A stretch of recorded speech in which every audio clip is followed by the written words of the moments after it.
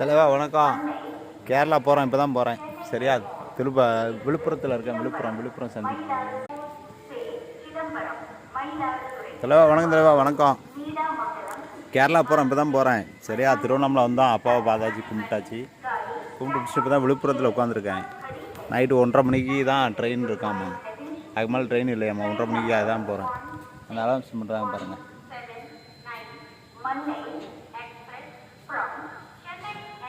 சரியா? விழுப்புரத்தில் ஒரு ஃபெசிலிட்டி என்ன அப்படின்னா, அந்த பஸ் ஸ்டாண்டு இந்த ரயில்வே ஸ்டேஷன் பக்கம் ஒரு டாய்லெட் இருக்குது. அந்த டாய்லெட்டில் என்ன அப்படின்னா, பார்க்க 30 ரூபா கொடுத்தா போதும் 1 மணி நேரம் நல்லா உறங்கலாம். நல்லா ஏசி, இது மெத்தலாம் போட்டுட்டாங்க. பரவாயில்ல, சூப்பராக இருந்தது. அங்கே தான் தங்கியிருந்தேன்.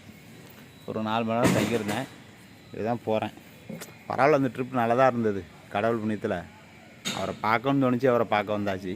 பெருமையாக இருக்குது, சந்தோஷமாக இருக்குது. திருவண்ணாமலை அப்போ நான் அண்ணாமலையை பார்த்தாச்சு, அம்மாளையும் பார்த்தாச்சு. சரியா? சந்தோஷம், மகிழ்ச்சி. இப்போ ட்ரெயின் வரப்போனாங்க.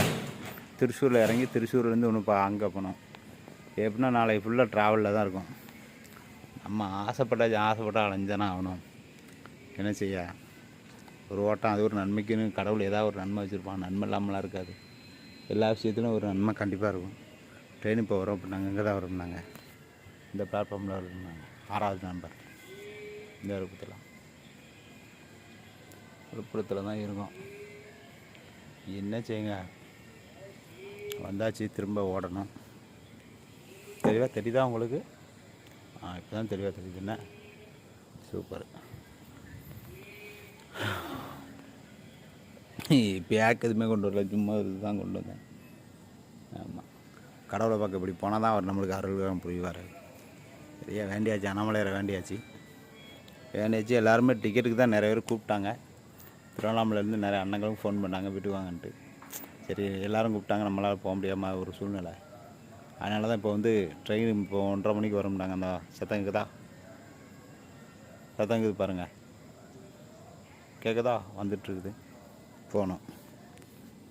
போயிட்டு நாளை கழிச்சிருந்து கண்டிப்பாக கேரளாவில் தான் இருப்பேன். சரியா?